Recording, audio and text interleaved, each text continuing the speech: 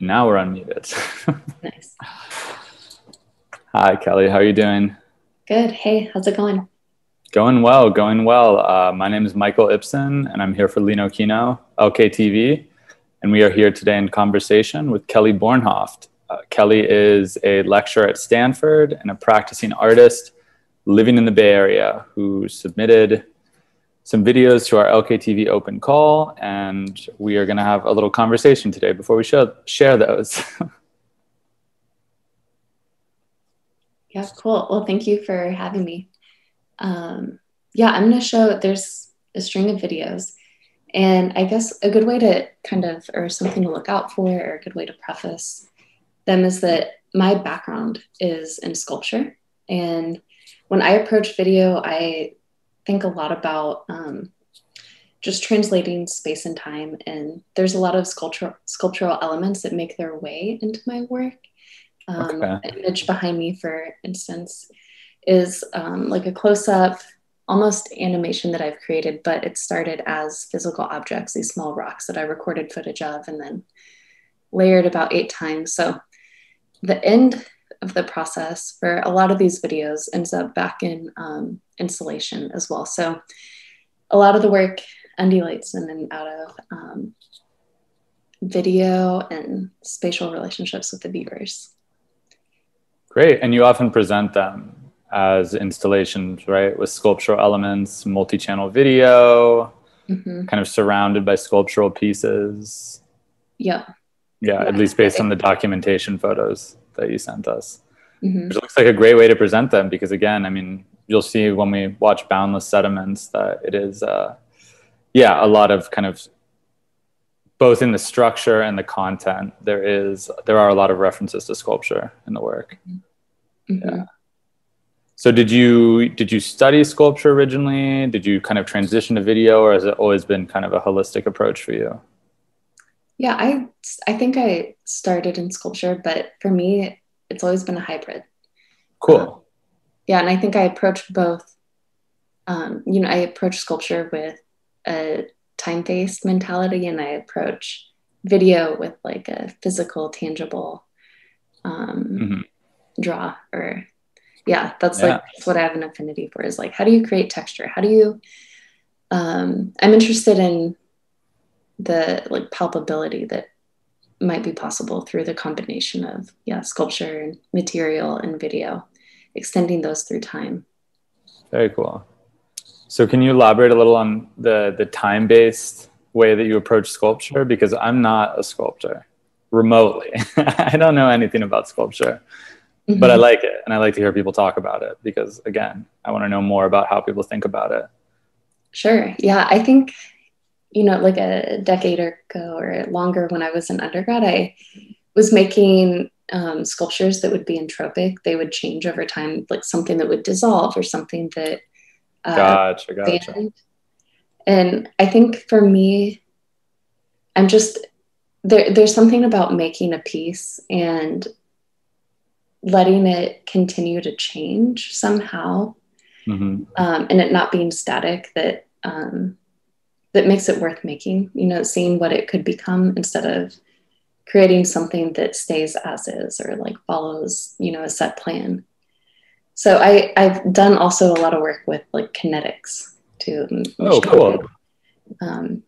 But more recently, I think video has created a lot of possibilities of like expanding, I don't know, whatever objects might be in your space. Like the sculptural elements meet you in the physical space, and then the video kind of expands outward. I don't know if that makes sense. Yeah. And again, if you're doing these kind of sculptural pieces that are ephemeral, it's nice to have a record of them. Even if maybe it defeats the purpose a little bit. Of kind of like, destroying the thing. Like in Boundless Sediments. Yeah, exactly. Obviously, which again, we'll get to. That's the first one that we'll show. Can you talk about that at all? And can you describe the sequence with the pushing of the block, like what the material is too, and how you kind of came to that? Yeah, I mean, I would have to start with preferencing that a lot of my work digs into ecological issues Mm-hmm. revolving around climate change. And Mm-hmm. I, the thing that sticks with me is that, like, we can get all these, especially with the new reports that are coming out here in the last couple of weeks, we can get all these really daunting statistics, and it's really hard to understand what that means in our like physical everyday. Mm-hmm. And so in kind of all of my work, I'm exploring like, okay, what does that actually mean? How can I reimagine this in a way that I can touch, or in a way that I can, watch transform over time. So in Boundless Sediments, I created these like rock sculptures. They're made of plaster, which is the same material essentially as. Okay. Gotcha. So, I thought they were made out of soap or something. Like it was really, I was trying to figure that one out. Yeah. Very yeah, cool. yeah, I wanted, yeah, similar to soap, I wanted something that would leave a residue. Mm-hmm. Mm-hmm. And so, as we'll see in the video here in a minute, I push one of the rocks across an asphalt parking lot. I did it over a period of several days, but it was about 80 minutes in length of video of just recording it, going from something that I think was, over a foot in diameter, down to dust, essentially. Mm-hmm. Mm-hmm. And then the other action I do is smash a rock that's about the same size, and that only took me 8 minutes. It was a lot faster. Gotcha. In both of those instances, I'm interested in this kind of destructive force that Mm-hmm.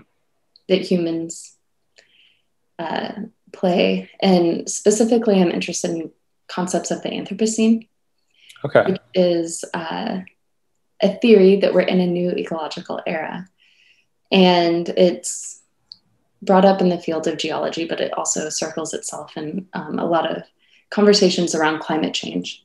Mm-hmm. And the theory behind it is that we're in a new era because, we've exited the Holocene and now we're in the Anthropocene, Mm-hmm. because humans have had such an impact on the environment. The air measures differently because of radiation from atomic bombs. The soil measures differently because of plastics that are buried in it. Mass extinction, weather patterns changing, right? There are all of these markers that geologists use to reference this change, and it hasn't been officially declared, but they've been in the process. And so it just is this picture of humankind being the force of destruction, enough to make marks in the stone, enough to like leave it down, I guess. And I was thinking about that action, performing that action, and kind of a more open way, but just this like, what does it mean to, like, when something that we think is so stable and like the, right, like mountains, when they measure differently because of our mark making. So that video, it's about drawing lines and kind of measuring as a harmful action. The more exploitive actions that we have as humans, where we take resources from the earth, we measure, we mark territory and claim it, right? These kind of colonial processes are what I want to bring up and critique in the video. And that destruction, when I destroy the rocks, is a part of that. Great. Yeah, thank you for the explanation. I think the reference to geology is particularly interesting. And, so the Anthropocene that's not an officially recognized term at this point. It's more of kind of like a pop term still. It is. It depends on who you ask, I think. Yeah, because I think if you ask like artists, it seems like it's definitely in usage. Maybe because it's also just like sounds cool.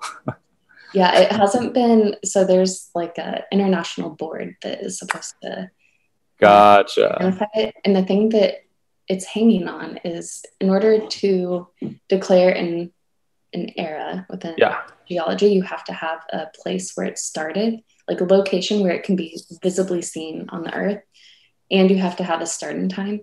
Mm-hmm. And the term Anthropocene has been around. I don't know, maybe it's been 20 years. It's not that new. Mm-hmm. But geologists work really slowly. Yeah. And naturally, that makes sense.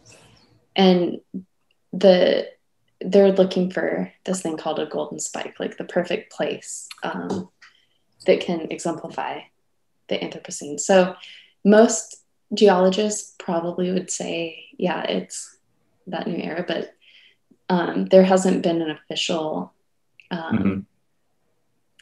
like location on entire space. Gotcha. Are you familiar with Catherine Yusoff? Mm-hmm. Geologist? Okay, cool. Because this is all like what little I've read of her work. This is definitely reminiscent. Yeah, it reminded me of that. Yeah, yes. Anthropocenes are exactly. Yes, I think that's probably where I first came across the term. Yeah, or like hetosterile or something. Like one of those kind of galaxy brain people. Mm-hmm. Yeah. Yeah, can we go back to the golden spike? What is that term exactly? Sure. So actually, I think I read about this in Yusoff's book. Okay, cool. Maybe, or it definitely had come up in conversation. I was able to be in a grad seminar that she visited. And oh, wow. Where was that? At Ohio State. Very cool.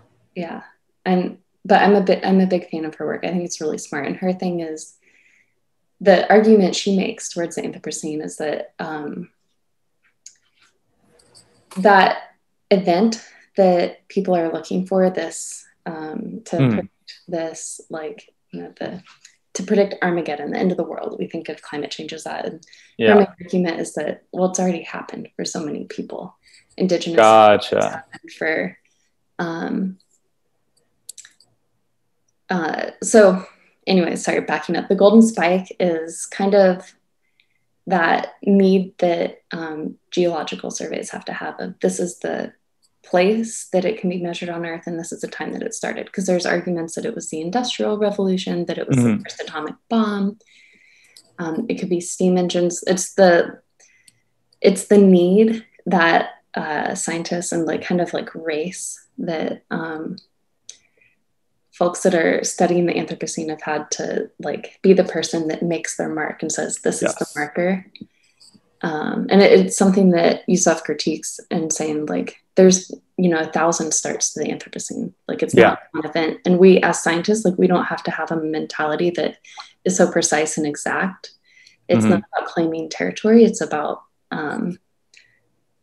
maybe. And I would say it's the more important action that we should take is like make kin with the world we're living in and start making and Well, I can imagine that would be a hard sell for some geologists who are so used to studying things that are millions and billions of years old, right? And I think that's what always fascinated me about Yusoff, and I think why I was drawn to her writing, because it kind of helped me at least see like, oh, geology is again this thing that I've always thought of as the study of things that are millions and billions of years old. And yet here's a geologist who's very much concerned with like investigating the present and understanding the present.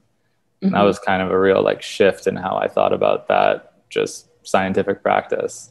And I think that's probably why her ideas have also kind of, been so popular, because I think it's definitely like, I don't know, it's a cool approach. It's an interesting approach. I think, especially now that we are in kind of a undeniably like we're in the era of climate change, it's starting. Yeah, you're right. And I remember this from Yusoff, that the argument that there are people that have been living in that state of kind of like end of the world for some time now. But, again, we can talk about your piece, sun breathing, like the effects are starting to be seen even in, the most kind of protected, privileged enclaves on Earth, places like the United States, where, we haven't had to think about this stuff for, really ever. But now it's kind of everything's coming home to roost for everyone. And now I think suddenly this kind of like geological way of thinking is a lot more intriguing to people and a lot more enticing to kind of understand the present through our past, through understanding how the earth changes, you know, how climates change, how environments change. Yeah. And I think that's the biggest problem, is that we lean into like our air conditioning, we lean into like our technology and the systems that we've built around us. And, you know, like, even if we try to think about it and try to do what's right, we are still very comfortable as Western. And it's hard to imagine, you know, becoming refugees because of a climate crisis, which that's already the reality for so many people in the world. Yeah. And especially arguably, like, Syrian refugees are, you know, somewhat climate refugees, you know, refugees of the war in Syria. Yeah. I mean, it's been going on forever. Like, but yeah. sorry. Yeah. So that, you know, that makes those ideas make their way into boundless sediments and the text pieces that are pressed into the sand. Those kind of theories that I'm reading and thinking about and trying to really contextualize for myself through touch, through relationship with the earth, and understanding that even the ground, even the things that we think are so stable and unchangeable, like, mountains or this, the landscape, like the material parts of those, you know, we can imagine species dying off, but even the rocks are, you know, like moving and shaking because of what we've done. Absolutely. Can you talk a little bit about sun breathing while we're on the topic? You know, it is the event that inspired it, you know? Or the event that birthed it. Yeah, that piece, it's funny because I made it around while I was wrapping up Boundless Sediments. And where Boundless Sediments and the other videos have a lot of writing that built into them, this one was just a pure response to a moment. It was the day that everything went orange. I live in the Bay. And it was the day that everything outside went orange. And I think it, you know, populated most newspapers across like the country. Oh, yeah. And people are aware. And what was strange about that day is that we have this marine layer that comes in off of the ocean, and it trapped a lot of the smoke from fires that were up in Oregon and Washington. And so it was a lot of the smoke got trapped up high above this marine layer, and it made that kind of reflecting effect. And so everything was just orange. I mean, I've never seen or experienced anything like it. And the air was actually somewhat breathable, but still bad. Wow. So I grabbed my camera and went out, and I have asthma. So I didn't go out often during fire season last year. Yeah, I can imagine. But this was a day where I actually kind of could. So what's funny about the video is that the smoke was actually kind of okay that day. It was much worse at other times. But I went and I put the camera to my chest, and I just breathed, and I just directed the camera towards the sun as if I was looking at it, but just let the movements just be based on like my breathing. And I tried really hard not to cough. So I recorded that video. And through the video, it's kind of calm. Like, I'm not coughing really hard, but it's like the resistance, the trying to observe this like really beautiful, stunning image, but there's also the effect that it had on my body, making my body unstable, shaking the camera. So to put that together, I, you know, took the clips and made them into a grid of 9 so that you can kind of see the sun bouncing in these different directions based on, you can see the motions of my moving, which are gentle and steady, and then the coughing feels like a shake. And so it's almost like, it almost feels like a reading of like my own body, like a scan. Yeah, or like a heartbeat sensor or something, you know? Yeah. And so I feel like, you know, there's less in that. I didn't do any writing for that piece. It just was like a raw, direct response as things going on. I want to capture this moment and engage with it, right? And those engagements are what make memory impact us if we circle back to the trouble of our situation is that it's hard, it's a huge weight. The idea of climate change, discussions of doom, they are so overwhelming. You can't, no person can carry that. But we do need to have some sort of understanding to impact our daily lives or to understand our current moment. And so I think that video was a nice way of building that memory into my body. Yeah. Yeah, and it's pretty striking too. We got smoke on the East Coast from those fires, I remember. Everyone, it was kind of all anyone was talking about for a little bit because, the photos obviously of California. Was that the campfire? Was that one of them? I don't know. I'm trying to remember the names. I might have it wrong, but yeah. And there were hazy days, where it looked like it was just oh, it's a particularly humid day or something, or maybe this is what it looked like when cities were still really smoggy before clean air regulations or something. And it was just, this kind of hazy blanket over everything. It was pretty weird. And I think it definitely, definitely started a lot of conversations that people had maybe been avoiding up until that point. Because at a certain point, it's unavoidable, it's, you can talk about it in the abstract as much as you want, but it's far easier to kind of just have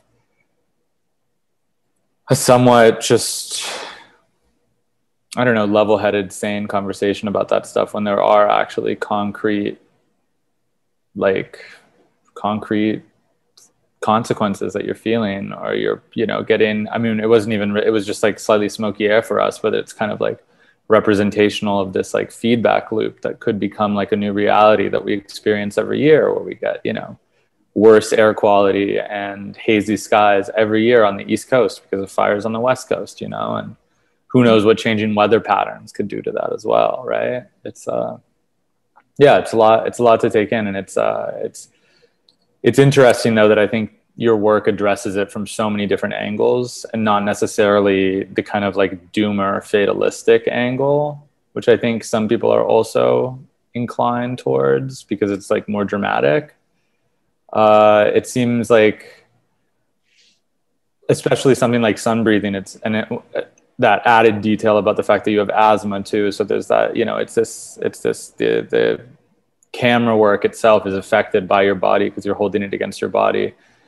And there's this untold part as well that we don't really know as the viewer, but that you've just told us, that's about that you were also kind of straining to breathe in the first place and trying to keep the video from being even shakier. It feels much more kind of a personal record of life in the Anthropocene in that way. And and I think that's an interesting perspective, and I think it's an important one too. Start thinking about how these things are affecting our individual lives, even if we're not, climate refugees. There's still probably it's touched some aspect of our lives in some way. Most people at this point, whether they want to admit it or not. Yeah, it's interesting. There's someone else that I read, Timothy Morton. Morton. Cool. I'm not familiar with them, but yeah, he has a book. He has a ton of books, but Hyper Object. And it's the idea that the main point in that book is that climate change and other objects are so big that we can't just fully understand them. They're too big that we can't take it and turn it and look at it on its sides. It is in scale so large compared to us that we can only see parts of it at a time. So we can feel weather, right? When you guys are getting our smoke, that's weather in one moment, but you can't holistically experience climate all at once. You just get these little bits. You get heat waves, you get polar vortexes, you get, flooding, smoke. But it's too large to experience, I think, really in one lifetime even. There's generational memory.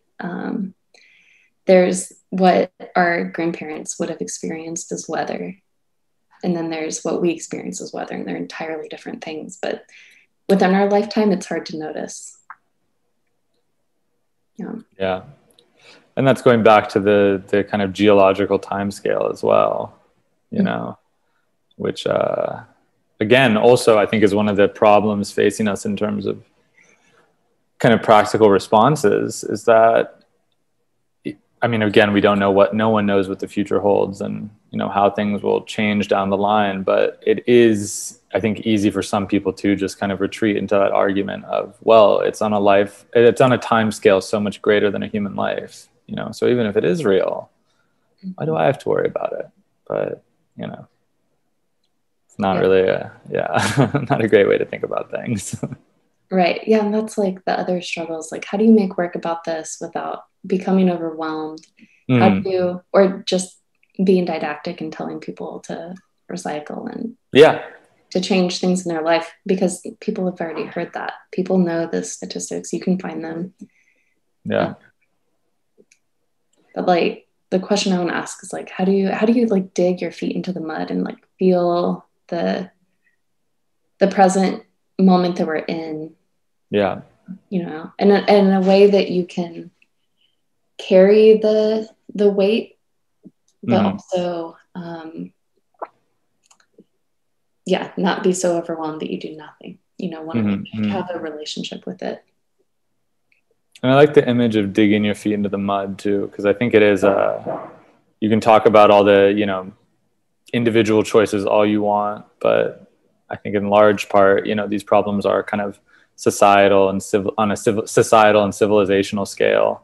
But as individuals, I think kind of rooting ourselves more in the environment, I think is a really valuable way to think about these things and approach these things and even begin to conceive of possible solutions to them. Because I think, again, it's like, you know, so many of the kind of solutions I think that people propose are kind of all rooted within the assumption that, you know, the status quo will go unchanged and we will solve climate change within our current paradigm of how we're consuming and how we're behaving and all these things. But, you know, I think it's to even begin to conceive of a broader way of thinking about solutions. I think, a deeper connection to the environment is super important and valuable. And just like feeling the rhythms of nature and feeling a greater connection with nature. I think that's something that is in, you know, short supply and would definitely help people, I think, feel more kind of responsible for the climate. If it was something they had more of that kind of like a spiritual intertwining with, you know, if you dig your feet in the mud, right? You kind of really feel it. Yeah, absolutely. Either way, like whether we decide to dig into it or not, we have a relationship with the environment. We have an impact on it and it has an impact on us. Yeah. You know, there's no choice in that. Like you already are doing it. True. Yeah. Yeah. Totally. Well, shall we go on to the videos? Yeah. Got about perfect timing. There's about 31 minutes. We're going to go through the 5 that you sent us. Boundless sediments, portage, sun breathing, Gistrata, hard G, okay, and rift. And we'll just go right into those. Thank you so much for joining us. And I hope everyone enjoyed this, and I hope you enjoyed the videos, and stay tuned after because we'll be showing more work from the LKTV open call. So thanks for talking with us. Yeah, thank you so much. Bye. Bye.